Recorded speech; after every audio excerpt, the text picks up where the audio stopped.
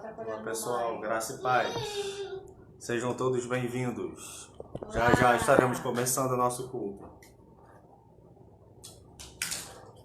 Amém. Vamos lá? Vamos começar? Vamos começar, vamos sim. Vou colocar ali pra gente começar, meninas. Aqui. Isso. Vem.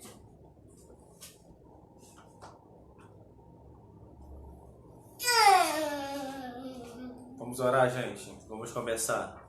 Senhor, muito obrigado, Senhor, por essa noite, pela oportunidade que o Senhor nos dá de, mesmo através do Facebook, da internet, juntarmos o Teu povo, gente que quer ouvir a Tua palavra, que quer estar mais perto de Ti. Senhor, que esse culto aqui que nós daremos possa alcançar as vidas, aqueles que estarão assistindo agora, aqueles que vão assistir depois, Senhor. Que a Tua graça venha sobre todos e cada um de nós, Senhor. Essa é a nossa oração nessa noite, cada louvor e a palavra que vai ser ministrada, que tudo seja para a honra e glória do Teu nome e para a edificação e salvação das nossas vidas. Nós te oramos em nome de Jesus. Amém. Amém, gente. Sejam todos bem-vindos. Bem-vindo, irmão Gleidson, graça e paz. Bem-vindo, Arthur, graça e paz. Bem-vindo, Vânia, graça e paz. Deus abençoe.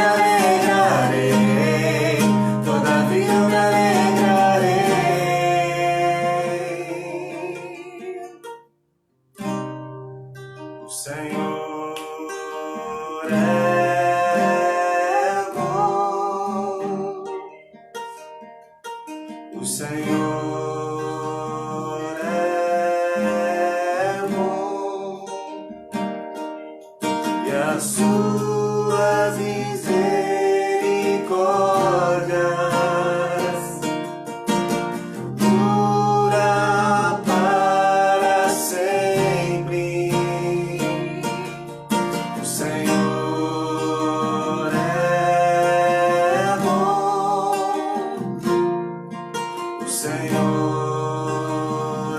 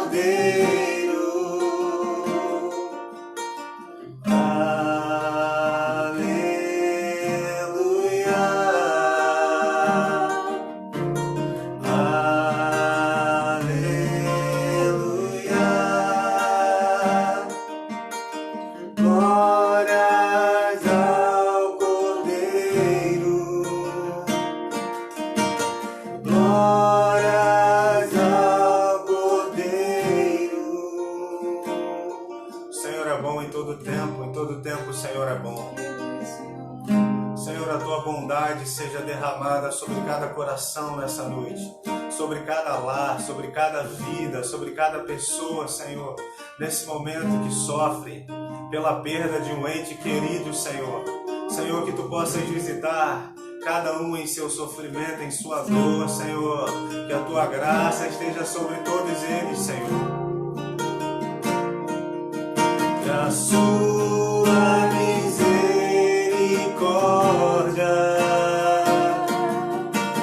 dura para sempre.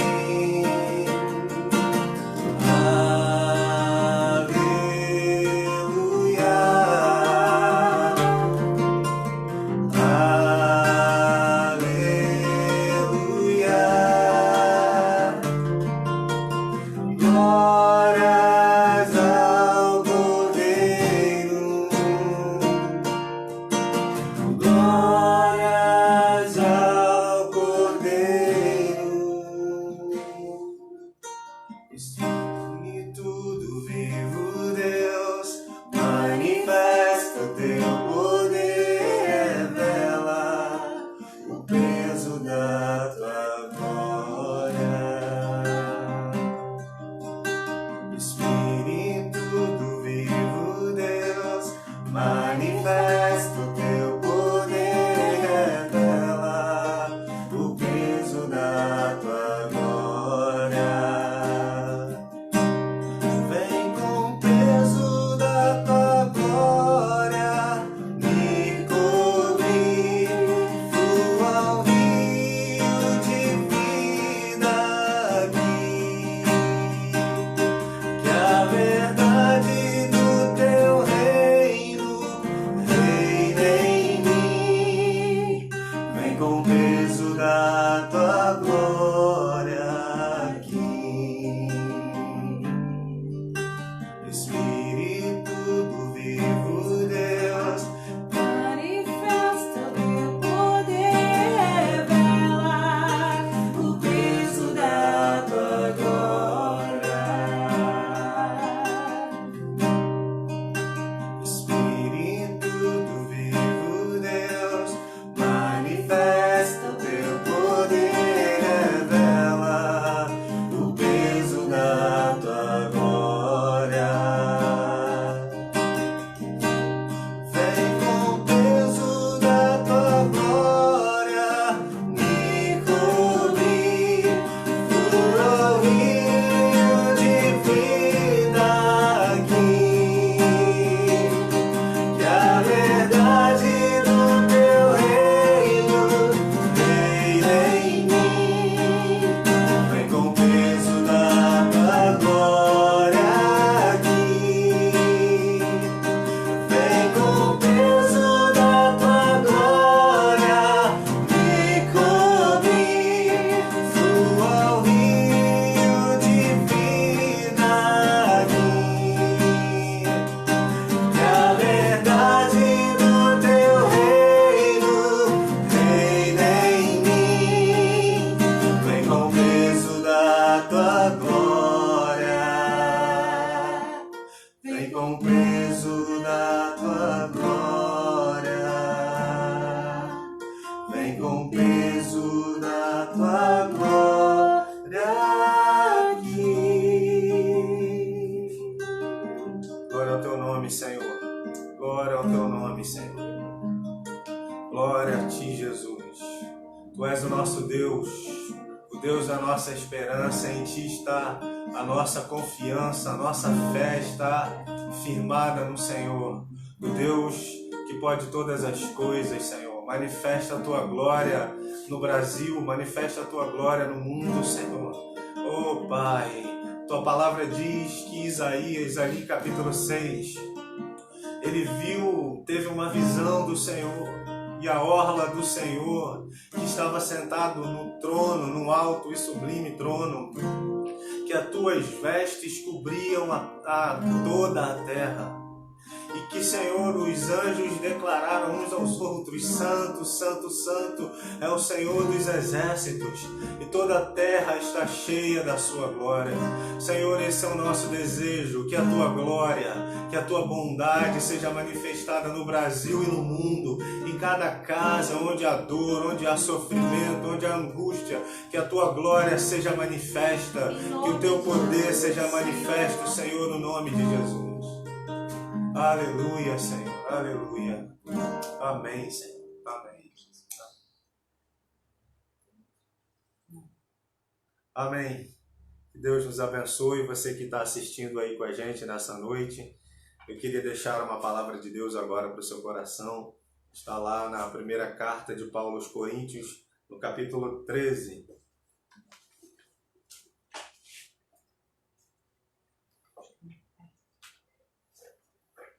Então, primeira carta de Paulo aos Coríntios, capítulo 13.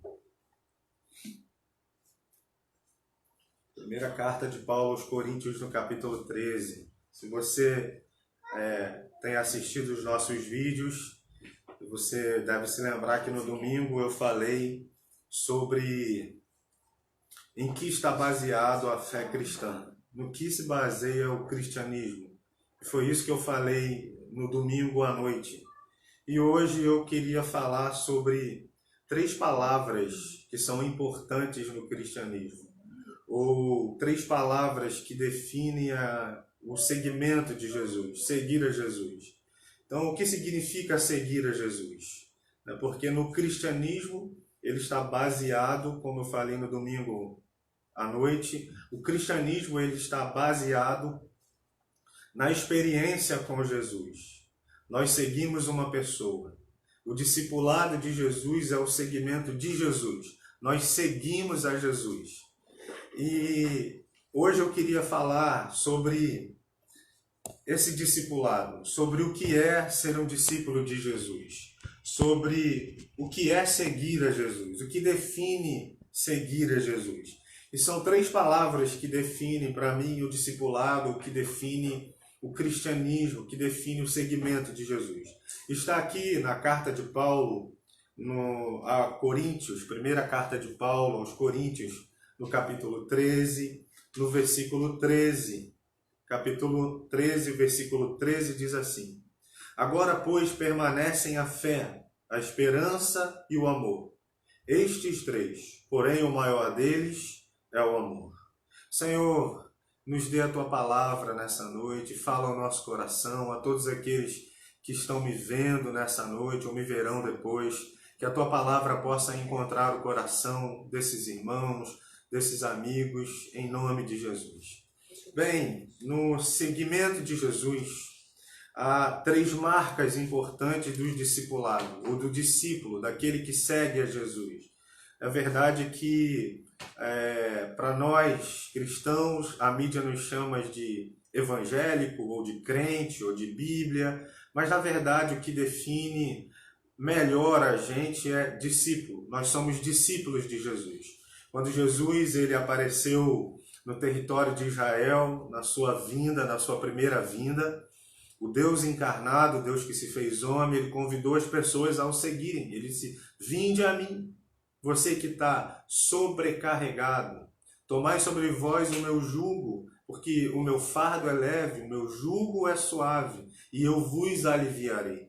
Então Jesus está fazendo um convite para que as pessoas estejam debaixo do jugo de Jesus. O jugo, na verdade, era a interpretação da lei. Na época de Jesus, haviam 2 rabinos que eram mais famosos, ou que tinham mais discípulos. O rabino Shammai e o rabino Hillel. Esses 2 rabinos tinham seu jugo. Jugo era a maneira como eles interpretavam a lei de Deus, como eles olhavam para a lei. Então Jesus aparece dizendo que ele também tem o seu jugo, ele também tem a sua maneira de interpretar a lei, e convida todo aquele que quiser a vir e segui-lo, e está debaixo desse jugo, debaixo da interpretação que Jesus dá para a lei. Então, o chamado de Jesus é um chamado para o discipulado. A fé cristã, o cristianismo, o evangelho nos fala do seguimento de Jesus. Nos fala de tomar a nossa cruz, negar a nós mesmos e seguir a Jesus. De viver a vida que Jesus tem. De negar a vida que temos para viver a vida que Jesus tem. Porque a vida que Jesus tem é a vida eterna, é a vida de Deus. Então, no seguimento de Jesus, nessa caminhada de seguir a Jesus, julgo eu que essas 3 palavras são importantes. Essas 3 palavras são características daquele que segue a Jesus, daquele que é um discípulo de Jesus. E as 3 palavras são essas aqui que o apóstolo Paulo diz. O apóstolo Paulo diz agora, pois permanece a fé, a esperança e o amor. Então, essas 3 palavras definem o caráter do cristão, definem o caráter do discípulo de Jesus. Não é possível ser um discípulo de Jesus sem fé. Para seguir a Jesus é preciso ter fé. Fé de que Jesus é o Filho de Deus.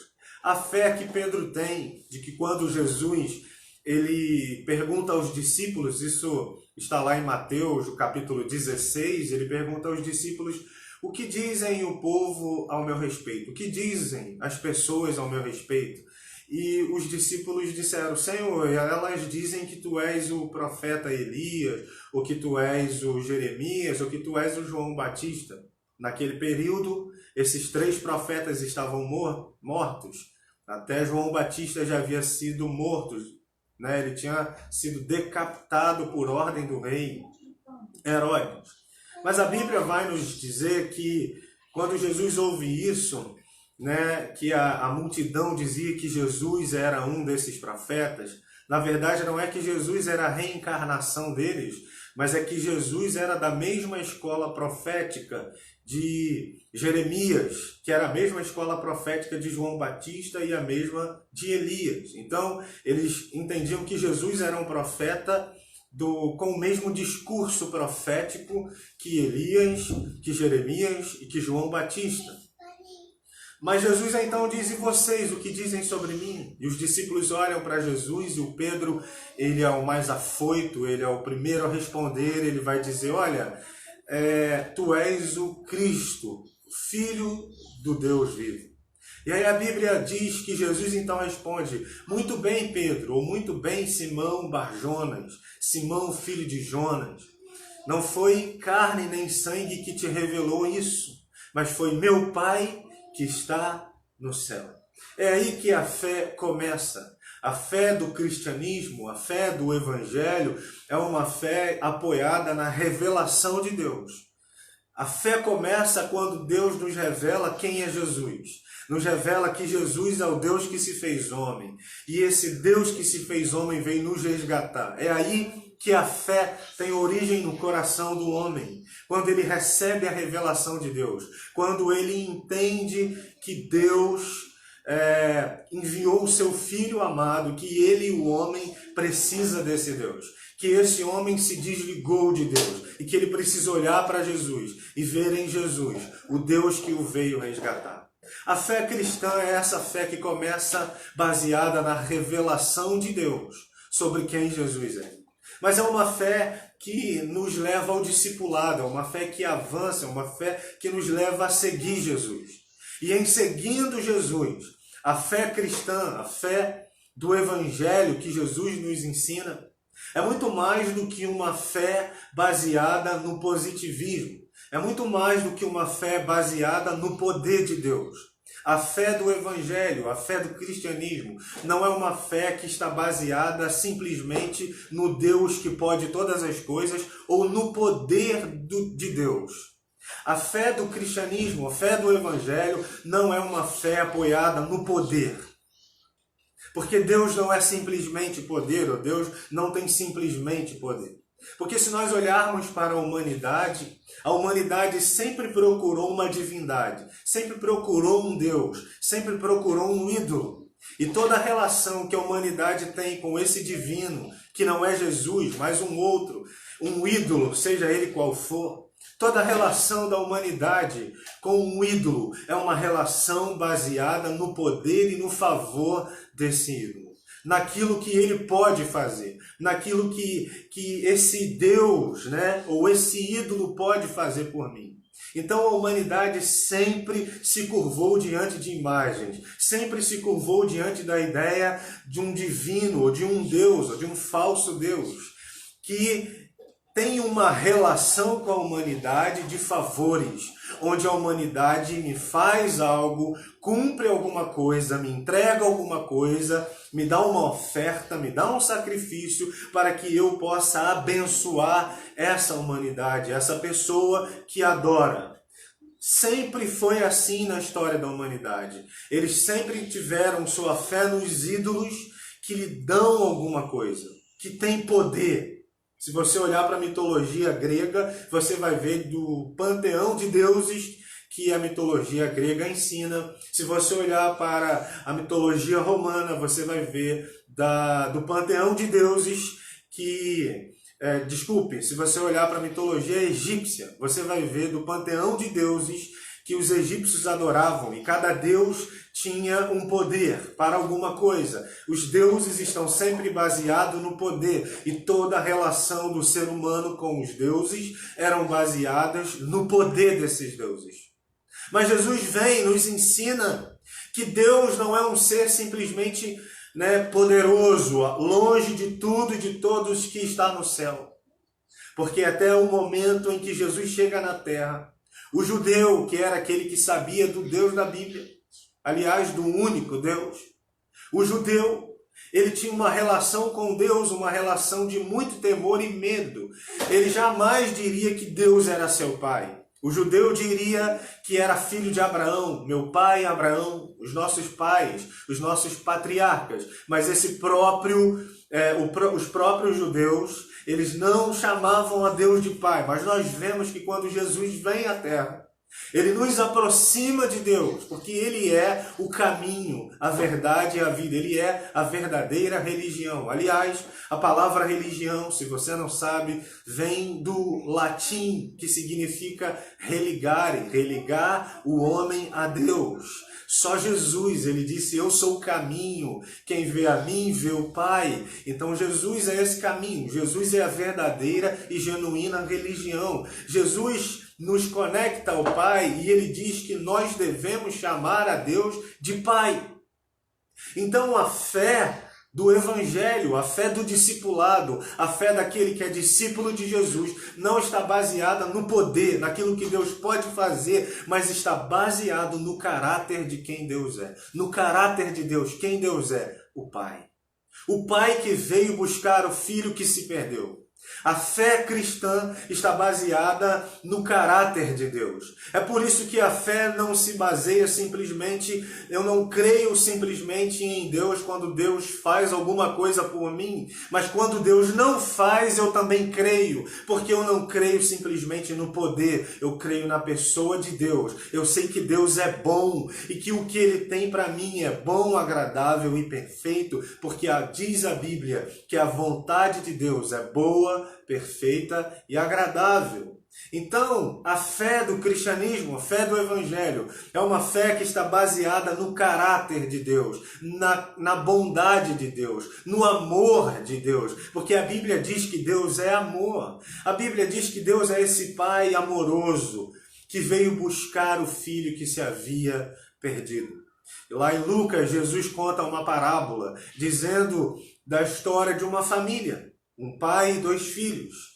E a gente sabe que nessa história, Lucas capítulo 15, o filho mais velho, ele cuidava de tudo que era do pai. E o filho mais novo, ele era mais meio rebelde. Ele chega para o seu pai e diz assim, pai, me dá a minha herança. Quando ele diz para o seu pai, me dá a minha herança, herança se recebe quando o pai morre. Na verdade, esse filho está dizendo, bom para mim se o senhor morresse, mas já que o senhor não morreu, me antecipa a minha herança e me dá, porque eu vou sair pelo mundo e vou curtir a vida. E a Bíblia diz, Jesus contando a história, que aquele pai então dá parte da herança para aquele moço. Aquele moço vai embora e ele gasta todo o dinheiro que ele tem, porque quando temos dinheiro, temos amigos, mas quando o dinheiro se vai, os amigos se vão Então a Bíblia diz que aquele jovem ele vai cuidar de porcos e ele começa a desejar comer as comidas dos porcos. E a Bíblia diz que ele cai em si, ele tem uma iluminação, ele é iluminado, e ao ser iluminado, ele diz assim: eu vou voltar para a casa do meu pai, porque se eu chegar na casa do meu pai, eu vou pedir para ser um empregado, para ser um servo, para ser um escravo. Então, se eu voltar para lá e for um servo, se eu for um escravo do meu pai é generoso, meu pai é bom. Lembrando que o pai da parábola é Deus. Então, Jesus nos ensina que Deus é generoso, que Deus é bom. E aí aquele filho então volta, e no meio do caminho ele volta ensaiando um discurso. Porque talvez, na verdade, aquele filho ainda não tivesse totalmente arrependido. Você percebe que é um discurso ensaiado. Ele diz: eu vou voltar, eu vou dizer: pai, pequei contra os céus e contra ti, recebe-me de volta. E ele então volta para casa, e o pai que estava à sua espera, possivelmente na varanda da casa, da fazenda, vê aquele filho voltar. Ele dá um abraço no filho, ele dá um beijo, ele manda dar um banho no filho, e ele manda pôr um anel no dedo daquele filho, pôr sandálias e roupas novas. Aquele filho volta dizendo: deixa eu ser um empregado, deixa eu ser um escravo, deixa eu ser um servo. Ele diz assim: bota sandália nele. Por que sandália? Porque naquele período o escravo andava descalço. Então o pai está falando: você não vai ser escravo, você vai ser filho. Porque Deus nos chama para ser filho. Ele é o nosso pai. A fé do cristianismo nos faz nos relacionarmos com Deus, muito além do poder, mas baseado no amor. Baseado na graça, na generosidade de Deus, do Deus que ama e que se entrega e que se doa por todos nós. Aquele filho volta e o pai então faz um churrasco, dá uma festa. E o irmão mais velho que estava cuidando de tudo que era do pai na fazenda, ele volta, ele ouve a música, ele ouve a festa. Ele chega na varanda da casa e o empregado está ali, ele chama o empregado e diz: o que está acontecendo aí dentro de casa? O empregado diz: olha, teu irmão mais novo voltou e o teu pai está dando uma festa. E aquele jovem também fica irado, com raiva, chateado com seu pai. O pai então sai e vai ao encontro do filho e ele diz: pai, como é que pode? Há tanto tempo eu trabalho para o Senhor, há tanto tempo eu te sirvo, há tanto tempo eu dou tudo do bom e do melhor aqui da minha vida, eu estou gastando a minha vida para te servir. E o Senhor nunca matou um cabrito, o Senhor nunca me deu um cabrito. O pai diz para aquele jovem: você nunca fez um churrasco, porque você nunca quis, meu filho. Tudo que é meu é seu.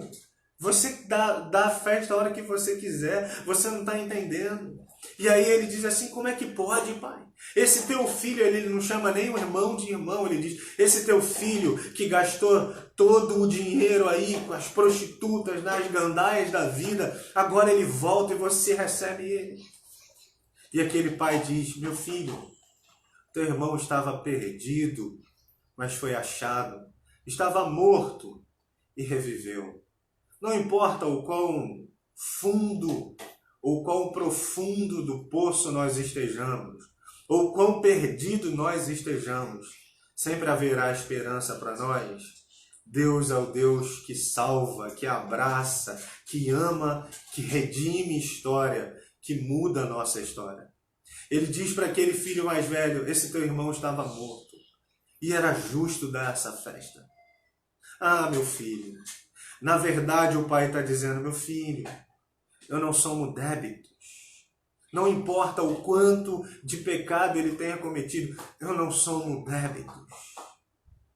E também não somo créditos. Não pense você que você tem créditos com Deus. Ontem, no nosso estudo bíblico, o nosso irmão Gleitson, ele estava falando, e a realidade é essa: não há nada que você possa fazer para Deus amar você menos. E não há nada que você possa fazer para Deus amar você mais. Desculpa. Deus ama você. E não há nada que possa mudar isso no coração de Deus. Deus ama você porque Ele decidiu amar. Aquele filho está estatelado diante do pai. Diante daquilo que o pai faz. Diante do perdão que o pai dá ao filho.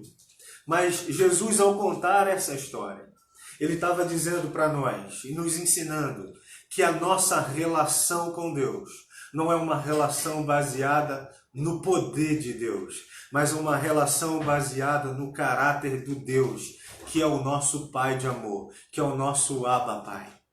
A fé cristã, o cristianismo, a fé do cristianismo, é a fé que está baseada no caráter de Deus. Deus é bom e é generoso. Deus é bom. O tempo todo Deus é bom. É isso que a Bíblia vai nos ensinar.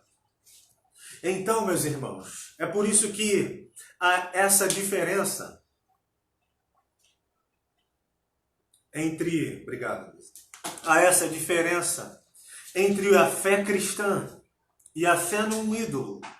E é possível que nós sejamos cristãos e também estejamos nos relacionando com Deus, como se Deus fosse um ídolo. É possível ser um cristão e ser um idólatra. É possível professar a nossa fé e ser um idólatra. Porque quando sua relação com Deus é baseada naquilo que Deus pode te dar, apenas nisso, apenas nas bênçãos de Deus, apenas naquilo que Deus pode dar a você, você reduz Deus para o pedestal de um ídolo. É como se você destronasse Deus e colocasse Deus na categoria de um ídolo. E você se torna um idólatra. Porque sempre foi assim na história da humanidade. Sempre foi assim. A humanidade sempre se relacionou com o divino, através do poder do divino, através daquilo que o divino pode dar. E apenas isso. Mas a fé cristã supera isso. A fé cristã é a fé no caráter de Deus. É por isso que nós encontramos lá no livro de Daniel a história de 3 jovens que tinham uma ordem do rei Nabucodonosor, que devia se dobrar diante da imagem do rei que foi construído na Babilônia. Mas aqueles jovens, eles não se dobraram diante daquela imagem, porque eles serviam ao Deus vivo, ao nosso Deus. E o rei então chama aqueles 3 jovens, Ananias, Misael e Azarias, chama esses 3 jovens e diz: se vocês não se dobrarem, eu vou jogar vocês dentro da fornalha. E aí o rei dá uma chance para que eles se dobrem, e eles dizem assim: nós não vamos se dobrar nós não vamos nos dobrar diante dessa imagem. Nós não vamos nos dobrar. Se quiser, pode jogar a gente na fornalha. Porque se Deus quiser livrar a gente, Ele livrará. Mas se Ele não quiser livrar, glória a Deus. Porque eles dizem isso. Porque a fé deles não está baseada no poder, está baseada no caráter. Eles descansam na certeza de que Deus sabe o que é melhor para eles. Eu queria te convidar nessa noite, se você é cristão, se tua fé está em Jesus, se tua fé está em Deus, a tua fé precisa te levar a descansar na bondade, na generosidade, no caráter do Deus que é bom e que sabe o que é melhor para a sua vida. Às vezes nós queremos muito alguma coisa e Deus não nos dá. Ele não nos dá porque Ele sabe que aquilo não é bom para a gente. Ele sabe o que é melhor para nós. A fé do cristianismo é a fé que descansa no caráter de Deus, que sabe que Deus é bom. É por isso que Jesus no barco dorme. O Evangelho conta que Jesus dormia no barco e os discípulos estão desesperados porque acham que vão morrer por causa da tempestade no mar. Mas Jesus acorda, eles acordam Jesus, Jesus acalma o mar, o vento e diz para aqueles homens de pequena fé. A fé deles era pequena não porque eles não tinham poder para acalmar o mar. A fé deles era pequena porque eles não tinham poder para descansar. A fé não está baseada no poder, mas no caráter. Jesus descansava no barco porque ele sabia que Deus conduzia a sua vida e que Deus faria ele atravessar o mar em segurança. A fé te faz estar seguro em Deus. Não é possível seguir a Jesus e não ter essa fé. Não é possível ser um cristão e não ter a fé que te leva a descansar em Deus, que está baseada na certeza de que Deus é seu Pai e de que Deus te ama e que Ele sabe o que é melhor para você. Quem tem fé assim não convence Deus de que o que pensa de si é melhor do que o Deus pensa de si. Se eu tenho essa fé, eu não quero convencer a Deus, porque a fé, como é ensinado em muitos lugares por aí, é uma fé que vai mudar a ideia de Deus para Deus fazer aquilo que eu quero. Mas a fé do cristianismo não. A fé do cristianismo é uma fé que me faz orar. E quando eu entendo que Deus não quer me dar aquilo, Ele tem algo melhor para mim, eu descanso na certeza de que Deus me conduzirá em segurança para o propósito de Deus para a minha vida. E o nome de Deus será glorificado. Mas há uma outra palavra que define o discipulado. A primeira palavra que eu disse aqui de Coríntios 13:13 é fé. A segunda palavra é esperança. Quem segue a Jesus, quem é discípulo de Jesus, segue a Jesus, é impossível seguir a Jesus e não ter esperança. E no mundo que nós vivemos, no tempo que vivemos hoje, na transmodernidade, né? Eu achava que a gente estava na pós-modernidade, mas alguns meses atrás eu estava lendo alguma coisa na internet e já li que nós não estamos mais na pós-modernidade, nós estamos na transmodernidade. E nesse mundo, então, transmoderno, como ter esperança nesse mundo? Nesse mundo onde as pessoas estão correndo para um lado e para o outro desesperadas. Onde as pessoas estão confinadas em casa com medo de um vírus. Onde o medo assusta muita gente. Como ter esperança? Quem segue a Jesus tem esperança. Quem segue a Jesus precisa ter a esperança. Por quê? Por que tem esperança quem segue Jesus? Quem é discípulo de Jesus tem esperança por quê? Porque coloca a sua fé no Deus que é Pai. Coloca a sua fé no Deus que tem um futuro para si. Coloca a sua fé no Pai do nosso Senhor e Salvador Jesus Cristo e sabe que esse Deus Pai tem um propósito, tem um futuro, tem esperança para nós. Como disse o profeta Jeremias no capítulo 29, versículo 11. Aquele povo estava no cativeiro. Falsos profetas se levantaram e disseram assim, está na hora de Deus libertar a gente. Vamos nos animar, Deus vai libertar a gente aqui e agora. É agora, vamos voltar para o nosso território, vamos voltar para casa. E a Bíblia diz ali em Jeremias capítulo 29, que Deus levanta o profeta Jeremias com uma palavra de esperança. E essa palavra que o profeta Jeremias tem, ele diz assim, ainda não é chegada a hora de voltar para casa. Mas enquanto não é hora de voltar para casa, ore pela paz da cidade. Porque se houver paz aqui onde vocês estão, a paz vai alcançar vocês. Casem-se, continuem vivendo a vida, porque há um tempo de 70 anos para se cumprir. E quando esses 70 anos se cumprirem, eu levarei vocês de volta. E aí lá no versículo 11 ele diz assim, porque eu tenho um futuro e uma esperança para vocês, porque eu sei o pensamento que tenho a respeito de vocês, e é um pensamento de bom e de paz, e darei a vocês um futuro e uma esperança. Então, no discipulado, a palavra esperança é a marca do discípulo. Não é possível ser um discípulo de Jesus e não ter esperança. Se tudo parece perdido, precisamos crer e colocar nossa fé em Jesus, ter a esperança de que tudo pode ser mudado, porque Jesus redime a história. Amém. Jesus sempre redime a história. Ele redimiu a história de Israel.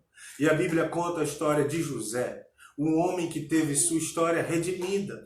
Você sabe que José era um filho queridinho de Jacó. E por causa da inveja dos seus irmãos, porque os irmãos de José não tinham uma boa relação com José, porque José era o querido do papai. Você sabe que, para encurtar a história, os irmãos de José venderam José como escravo para o Egito. Ele vai parar no Egito, ele se torna administrador do seu dono, que era Potifar, o capitão da guarda do Faraó. E a Bíblia ensina que ali ele vai prosperando dentro da casa de Faraó.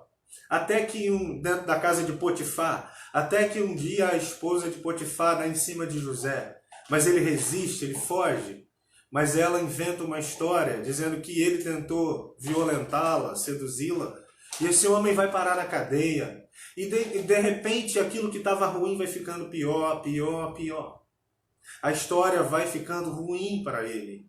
Mas a Bíblia vai dizer que lá na cadeia, ele revela o sonho do padeiro do rei e do copeiro do rei. Esses homens tiveram sonhos.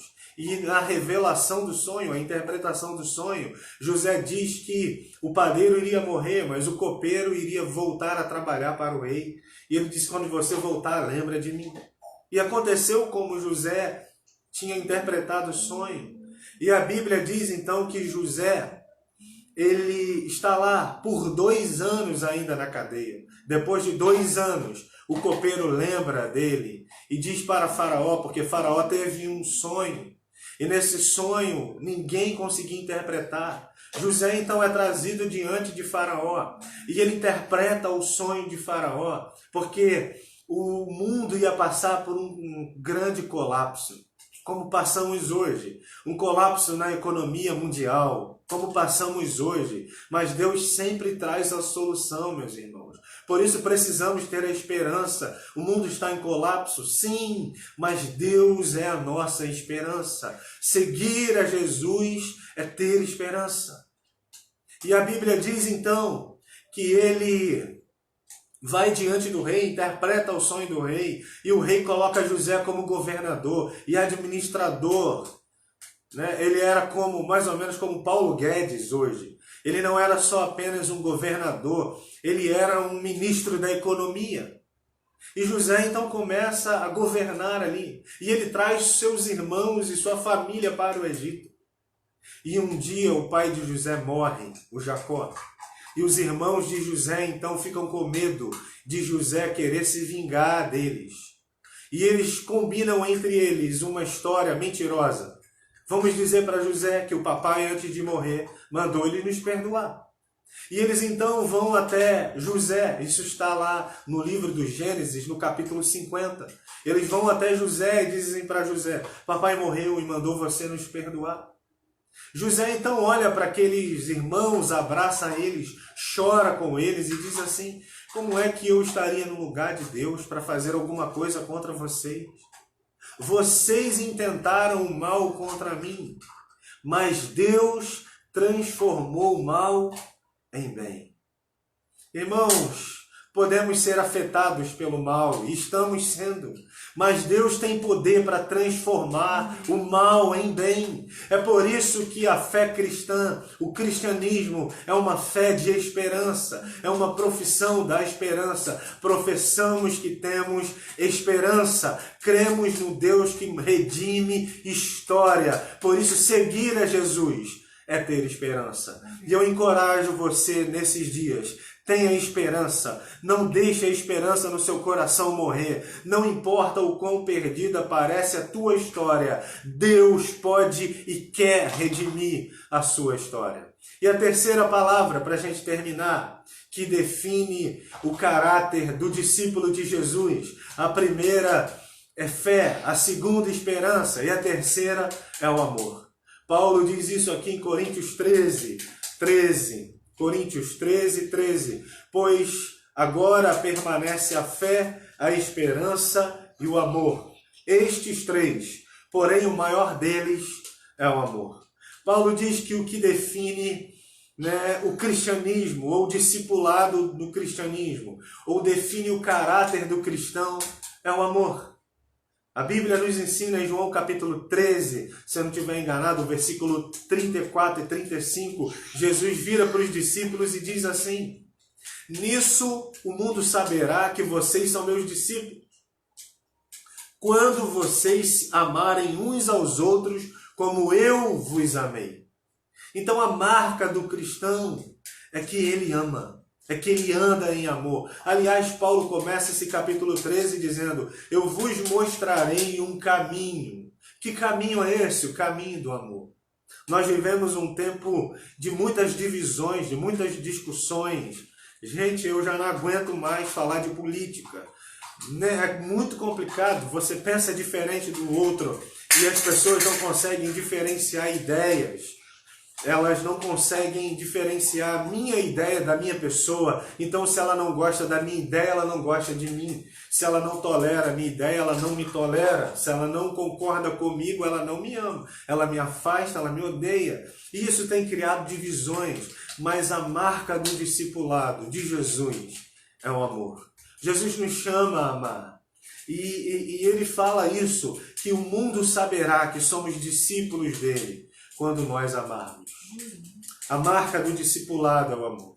E Paulo vai explicando aqui em Coríntios que esse amor, ele não busca o seu próprio interesse, ele se doa pelo outro. É um amor que busca o interesse do outro. É um amor que se importa com o outro. É um amor que te faz olhar para o lado. É um amor que te faz enxergar além de você. É um amor que te faz enxergar aquele que está caído no chão, como aquela história que Jesus contou para aquele jovem, um jovem que chegou diante de Jesus e perguntou a Jesus o que deveria fazer para alcançar a vida. E Jesus, ele fala sobre amor, e Jesus diz que um judeu, ele é assaltado, é espancado e jogado no chão. E ele está ali. E passa por ele um levita, e o levita ignora aquele homem caído, porque o levita está indo para o culto, e ele acha que a liturgia do culto é mais importante do que aquele semelhante que está caído. E ele passa. Depois dele passa um sacerdote, e esse sacerdote tem o mesmo pensamento. Ele acredita que ir ao templo é mais importante do que parar e socorrer aquele homem, que talvez estivesse até ensanguentado. Mas aí passa um homem, um samaritano, que na verdade é inimigo daquele judeu, mas que tem amor, que ama, porque ele olha aquele homem, coloca aquele homem no seu cavalo e vai em direção à hospedaria, e coloca aquele homem na hospedaria, cuida daquele homem. Quando ele vai embora da hospedaria, ele chega para o dono da hospedaria, paga pelo período que aquele homem ficaria ali e diz assim: continua a cuidar dele. Se ele não ficar bom até eu voltar, ou se eu ainda te ficar devendo alguma coisa pelo cuidado com ele, na volta eu acerto a conta com você. E aí Jesus nos dá a entender que aquele samaritano amou o próximo, amou aquele judeu que estava caído, porque amor tem a ver com empatia. Amor não tem a ver com sentimento. Amor tem a ver com se colocar no lugar do outro. Com que o mal que eu não quero que aconteça a mim, eu não desejo que aconteça ao outro. O cristianismo, a fé do cristianismo é essa. O caminho do discipulado é o caminho da fé, é o caminho da esperança, é o caminho do amor. Ame hoje. Ame sempre, ame quem está perto, ame quem está longe, semeie o amor, não semeie discórdia, não discuta na internet. Vamos parar com isso. É hora da gente se unir em oração pela nossa nação. Talvez você não goste do presidente, ou você goste do presidente, você não goste do governador, ou goste do governador, você votou, concorda, não concorda, mas qual é a resposta que podemos dar nesse momento? É uma resposta de amor. Se coloque no lugar dele. Ore por eles. Ore por esses homens, para que Deus dê a eles sabedoria. Ore por aquele que discorda de você. Procure ter empatia. Tente entender. Porque, na verdade, quando as pessoas pensam diferente de nós, e nós nos achamos melhores, achamos que nossa ideia é melhor do que o outro, nós rebaixamos o outro como se o outro fosse um idiota. Ele é um idiota, ele é um burro, ele não tem a capacidade de entender como eu. Mas não, se você parar e procurar entender por que o outro pensa daquela maneira, você vai ver que há uma lógica para aquela pessoa pensar diferente. Isso não significa que você vai mudar a sua opinião, mas isso significa que você vai entender por que o outro pensa diferente. E isso vai tornar a caminhada mais leve, vai tornar a empatia pelo outro mais fácil, vai tornar nossas relações mais suaves, mais leves. Nós precisamos de amor. E que o Espírito Santo nos capacite a amar. E como é que a gente ama? Aqui o próprio Paulo vai dizer que, ainda no versículo 2 aqui do capítulo 13, ainda que eu tenha o dom de profetizar e conheça todos os mistérios e toda a ciência, ainda que eu tenha tamanha fé ao ponto de transportar montes, se não tiver amor, nada serei. Ainda que eu distribua todos os meus bens entre os pobres e ainda entregue o meu próprio corpo para ser queimado, se não tiver amor, isso de nada me adiantará. Parece que a Bíblia tem uma hora que fala para a gente, olha, o amor é prático, é fazer uma ação em relação ao próximo. Até porque o próprio João, na sua carta, ele vai dizer, você diz que ama a Deus a quem não vê, mas não ama o seu próximo a quem vê, então você é um mentiroso. Porque é impossível amar a Deus sem amar o próximo. Então a gente vai pensando que amar é servir. Então eu vou servir o próximo, vou fazer, é uma ação. E agora a Bíblia está dizendo aqui no texto que a gente acabou de ler, que é possível eu ter uma ação que aparenta amor, mas não é amor. Você percebeu isso? Olha o que ele diz aqui no versículo 3. Ainda que eu distribua todos os meus bens entre os pobres e ainda que entregue o meu próprio corpo para ser queimado, se não tiver amor, isso de nada me adiantará, ou de nada me valerá. Doar tudo. Por que Paulo está dizendo isso? Porque é possível que tenhamos obras que pareçam amor, mas não é.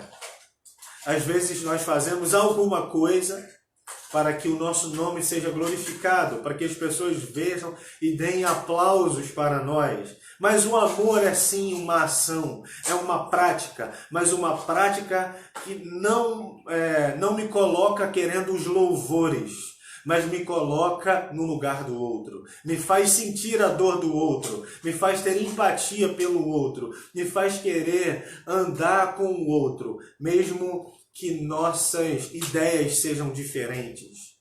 Deus te convida para o amor. Vamos amar, irmãos.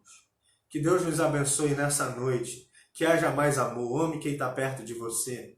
Ame quem está próximo. Você está dentro de casa, talvez confinado, e deve estar pensando, já não aguento mais a Dona Maria. Você deve estar pensando, já não aguento mais o seu José. Você deve estar pensando, já não aguento mais essa criança correndo para lá e para cá. Abrace. Ame, beije, esteja junto, porque a vida passa muito rápido. E quando a gente vê, passou. E a gente não pôde demonstrar o amor, ter ações de amor o suficiente. E a gente se arrepende. É como diz aquela música aí, a vida é trem-bala, parceiro, e a gente é só passageiro. Ela passa rápida. Como aprendi com o meu pastor Vanderlei, citando sempre Jó, o homem nascido de mulher vive breve tempo cheio de inquietações. A vida é breve, Deus te chama para amar. É preciso amar como se não houvesse amanhã, já disse o nosso poeta Renato Russo. Faça isso, ande com Deus, ande com Jesus. Jesus te chama para seguir e o caminho de Jesus, o discipulado de Jesus, é dessa fé que está baseada no caráter de Deus. É um caminho de fé. Eu coloco minha fé em Jesus, eu creio que Ele é o Filho de Deus e creio que Ele me conecta com Deus o Pai. Então eu creio que Deus me ama, eu creio no amor e não no poder. Portanto, se Deus não quiser manifestar o poder dEle para me abençoar, para me dar alguma coisa, amém. Deus deu, Deus tomou, bendito seja o nome do Senhor. Se Ele fizer, Ele é Deus, se Ele não fizer, Ele é Deus. Se Ele fizer, Ele me ama, se Ele não fizer, Ele também me ama. Porque o amor de Deus não está baseado nessas ações de retribuição por aquilo que eu faço por Ele. Não. Mas o caminho de Jesus também é o caminho da esperança, que nos conduz em segurança, na certeza de que Jesus redime a história, redime, nos dá novas chances, novas oportunidades de recomeçar. Talvez você precise recomeçar agora, talvez a sua vida esteja num lamaçal terrível, talvez a sua vida esteja perdida. Você olha para a sua vida assim, não há esperança. Assim, meu irmão, há esperança. Seguir Jesus nos coloca no caminho da esperança, porque Jesus muda a história, redime a história. Ele é o Cordeiro de Deus que abriu o livro lá de Apocalipse e mudou a nossa história. Ele redime a história. Seguir a Jesus é seguir o caminho do amor. Ame hoje, ame sempre. Que Deus nos abençoe. Vamos orar. Tenha ações de amor. Mande mensagem. Hoje está difícil você visitar alguém. Mas nesse momento talvez tenha pessoas do seu ciclo de amizade, da sua família, que estão isoladas em casa, sozinhos. Principalmente aqueles idosos, né, que talvez o filho não mora junto, já está deslocado. Tenha ações de amor. Ame. Ligue para eles. Mande mensagem. Mande um vídeo. Mande um áudio. Manifeste amor. Tenha empatia, ame, porque Deus é amor. Deus te abençoe. Deixa o amor de Deus envolver sua vida. Agora eu queria convocar você para isso. Você que está assistindo agora ou vai assistir depois. Permita que o amor de Jesus salve tua vida. Permita que o amor de Deus entre no seu coração. Deixa Deus entrar e transformar você. Deixa Deus redimir tua história. Jesus veio e se fez homem, morreu naquela cruz para redimir sua história. Deixa Jesus redimir sua história. Convida Jesus para entrar no seu coração. Diga, Jesus, eu quero me render, eu quero entregar minha vida a você. Eu não estou falando de religião, eu não estou falando de ser religioso. Eu estou falando de se tornar um discípulo de Jesus, de seguir a Jesus. Não seguir dogmas, não seguir leis, normas, seguir a Jesus. Porque Jesus disse, vinde a mim, você que está cansado e sobrecarregado, tomai sobre vós o meu jugo, porque o meu jugo é suave, o meu fardo é leve. Andar com Jesus traz leveza e paz ao coração. Talvez você precise de paz, Jesus tem paz. Andar com Jesus traz leveza para o coração. Deus visite sua casa, seu lar, e que Jesus possa nascer no seu coração. E você que anda com Deus, você que já é um discípulo de Jesus, peça ao Espírito Santo que encha seu coração de amor. Eu ouvi uma vez um pastor dizer, e ele disse o seguinte, só existem duas pessoas no mundo que amam você. Só existem duas pessoas no mundo que amam você. Uma é Deus e a outra é uma pessoa cheia do Espírito Santo. Porque só o Espírito Santo de Deus consegue nos fazer amar genuinamente. Então você que já é um discípulo de Jesus, fala agora para a minha igreja, Igreja Congregacional de Vila Norma, Igreja Congregacional Viva Esperança.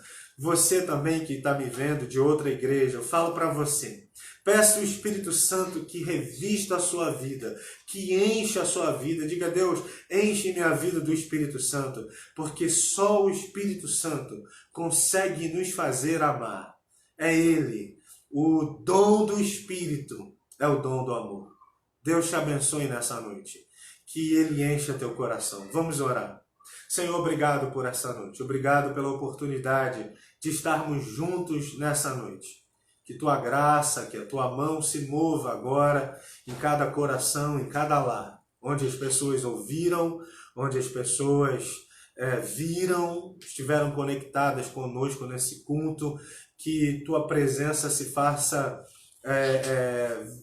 visível ali, Senhor, que seja uma presença quase que tocável, porque é assim, tua presença é sentida, tua presença é percebida, que haja nos nossos lares a percepção da tua presença e que a tua presença encha o nosso coração de esperança, Que a Tua presença nos encha de fé, nos ajude a colocar nossa fé e descansar, que o Senhor tem um propósito, tem um futuro, tem uma esperança para nós. Nos ajude a ter esperança diante de um mundo caótico, nos ajude a ter esperança. Jesus, Tu és a nossa esperança. E nos ajude, Senhor, a amar.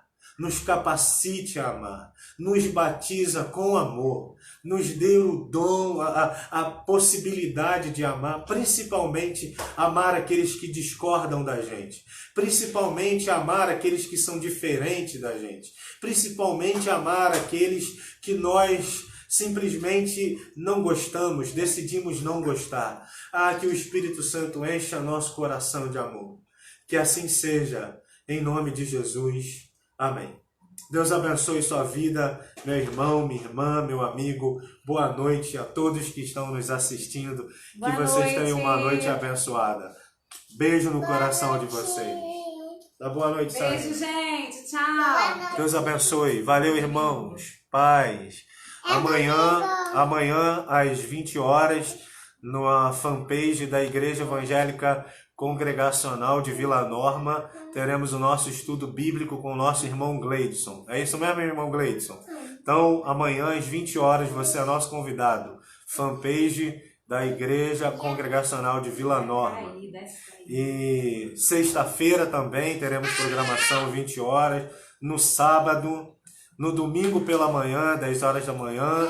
E no domingo à noite, às 19 horas, nosso pastor presidente, pastor Vanderlei, estará ministrando uma palavra ao nosso coração. Então fique conectado na programação da nossa igreja. Que Deus abençoe vocês. Um beijo no coração. Beijo, Paz. gente. Fica com Deus. Aqui no meu Face a gente vai